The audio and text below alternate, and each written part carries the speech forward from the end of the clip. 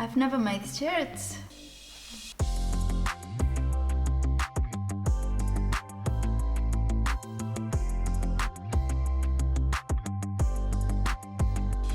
Shirts are always on fashion. It doesn't matter if it's autumn or spring, they always come back.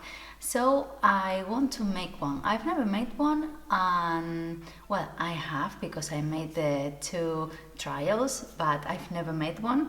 So let's see how that goes, because I'm afraid of a lot of things about this project, especially the collar.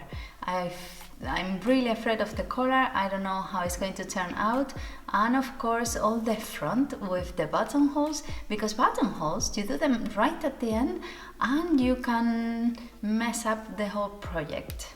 For this project we need our bodice and sleeve block, and after tracing and cutting all the pieces that we need for the shirt, we're going to start with the back. The back is sandwiched in between the 2 yokes, and then they are sewn to the front by the shoulders, first to one yoke and then to the second one through the bit in between. The sides are then finished with a French seam. The sleeves are sewn normally and then the cuffs added, so we can sew the sleeves to the shirt. Now it's time to hem it, so the hem is hidden inside the plackets that we're going to sew as we did with the cuffs. The 2 pieces of the collar are sewn together on 3 sides so that we can turn it inside out and sew it in between the other part of the collar and then to the shirt. And with the buttonholes and buttons in, it's finished. I got myself some typical shirt cotton, and then I'm going to be using my 2 blocks, the bodice and the sleeve one. Have a look at the videos, I leave you the link in the description down below, and consider subscribing if you're not already, and that way you don't miss anything. I post a video every week. And of course I have some interfacing. And the buttons somewhere. We have quite a few pieces to cut. The front has 2 panels, then the back is divided with the back panel and then the top with 2 yokes. That you can really avoid. If you don't want them, you can make a whole panel for the back. And then it has of course 2 sleeves, 2 cuffs, 2 pieces for the collar and 2 pieces for the bit that joins the collar and the shirt. And of course the 2 pieces that go on the front where you sew the buttonholes and the buttons in. To trace my pattern, I'm going to be using my bodice block, and I'm going to leave more room on the sides because shirts, well, this one is not fitted, so I'm going to make it loose. And what I'm going to do is to trace my side and then move it 3 centimeters to the inside to trace the rest of the shoulder and neckline, which I'm going to leave a bit closer up, a bit tighter than this one. You'll see why.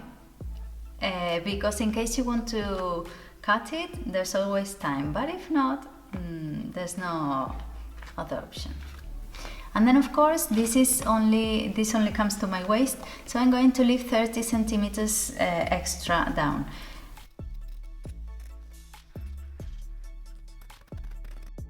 And I'm going to leave some more room on the sides because I want to make French seams.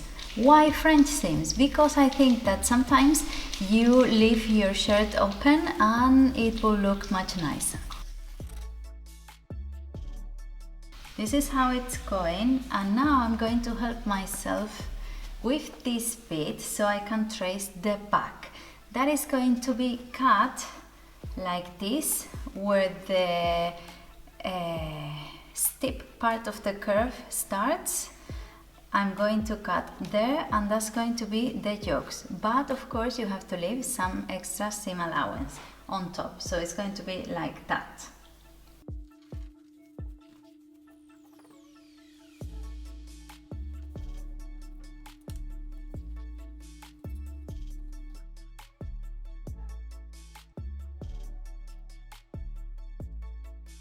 The first thing is to put together the back and to sew it with the 2 yokes, and I'm going to make a sandwich with the back in the middle and the 2 yokes on the side, like so. In my case this is just white, and the inside and the outside it's the same, so I'm not being careful about right sides together. But if you have a pattern, be careful and the outside should be right sides together, and on the inside, what is you're going to be in touch with your skin, should be the nice one as well. So the seams are on the inside.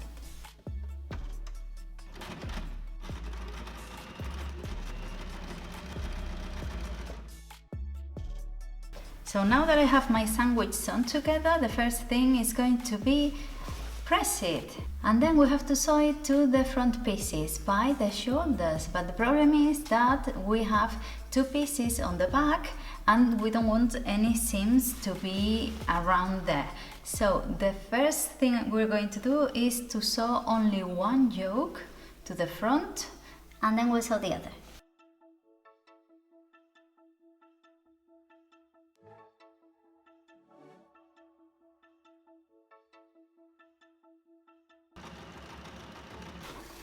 Even though we have to sew it to the top, to the shoulder, you don't want any seams to be seen. So, in order to do that, we will have to put it like this, but that's a bit difficult because you don't want seams on top either. We're not top stitching. So, we're going to place it there, and on this little hole here that remains, we're going to pull our fabric out so we can sew the seam. Does it make sense?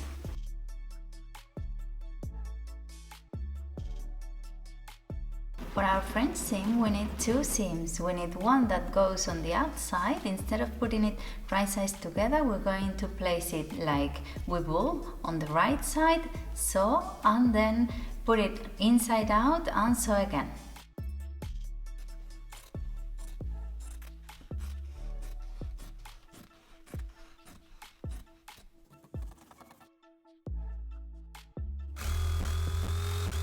And the sleeve I left a little bit open and I finished it with a top stitch. And for my cuffs, I'm going to take into account my wrist contour, give it 2 centimeters extra for the bottom and the buttonhole to go on, and then I guess the width is the one you like. I'm going to give it 3 centimeters.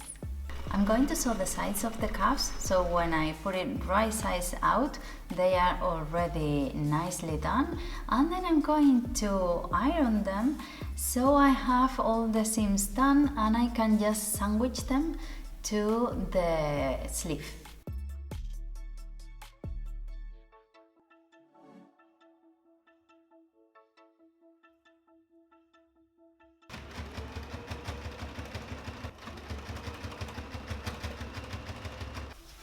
They look good. And now let's sew the sleeve to the shirt.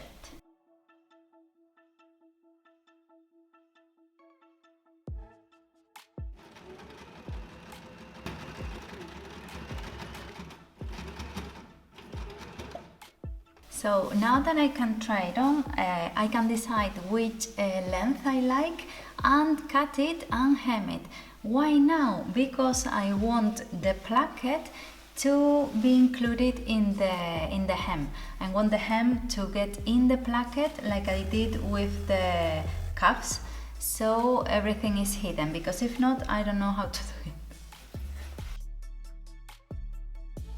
And now for the front plackets, I'm going to measure the length I need, and then I'm going to do the same as I did with the cuffs. I'm going to cut a rectangle of that length and 3 centimeters wide, but double because it's going to be folded, and added the seam allowance because I'm going to do the sandwich, same as this.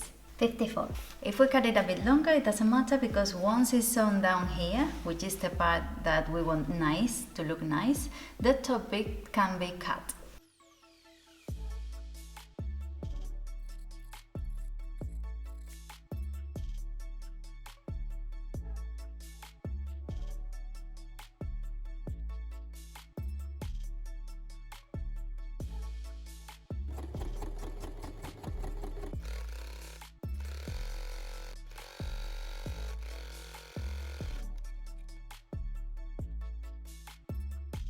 So now we need to do the collar, and I'm going to measure my neck, which is 36 centimeters, and then I'm going to measure for the bit where the collar goes inserted my measurement is, I'm going to measure the neckline just to be sure, because I'll tell you a bit later, which is 44 centimeters.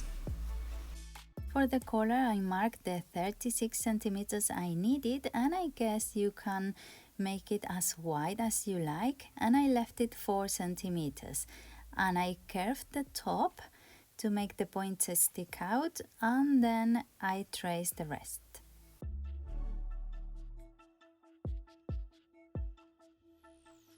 And to trace the part where the collar is inserted in, you need to trace it a bit curvier and the 2 last centimeters on each end to make it a bit of a semicircle. And I pinned the 2 pieces of fabric together to make sure I cut them exactly the same size.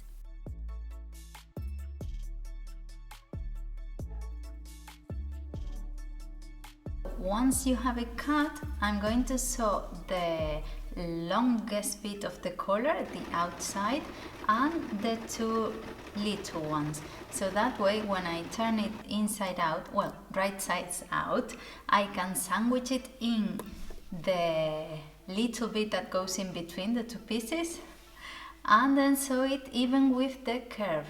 And then that way, then we can sandwich it to the neckline.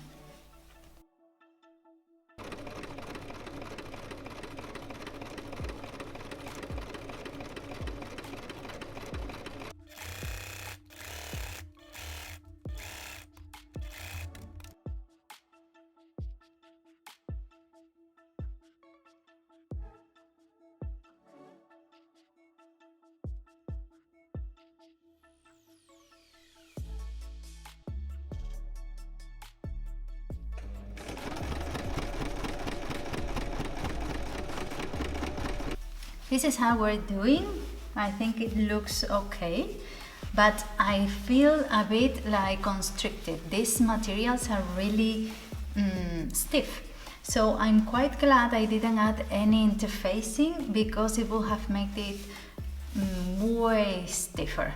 So now I'm going to do the buttonholes for these buttons, and I'm going to do it with the Singer because the Alpha machine I have is skipping stitches. I don't know why. I had it there, I had it ready to use because I have the little placket thing to use the buttonhole foot with. Apparently you have to block the teeth, the machine bottom bit, and I don't have that piece for the Singer. So I'm going to sew the buttonholes with the Singer and then the buttons with the Alpha.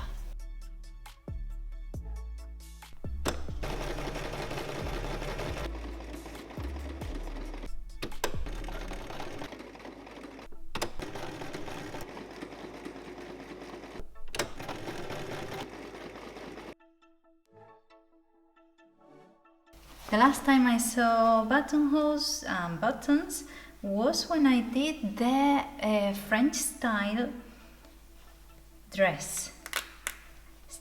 Not this last summer, the summer before. So I think I really do it more often. I really need to do this more often so I can do it more confidently. Because right now, God, I'm struggling. And now once they're open, I'll mark where the buttons go and sew them with the machine.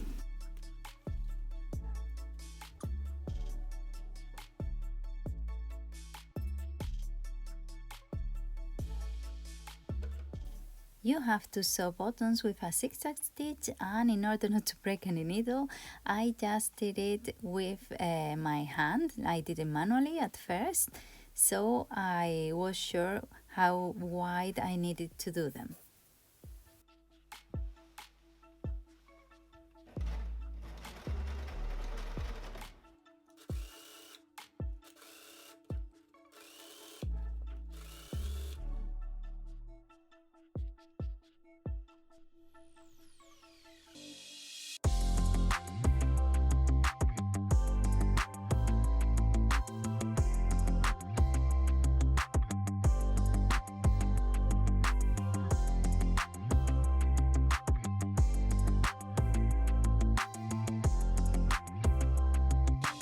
And this is the final result.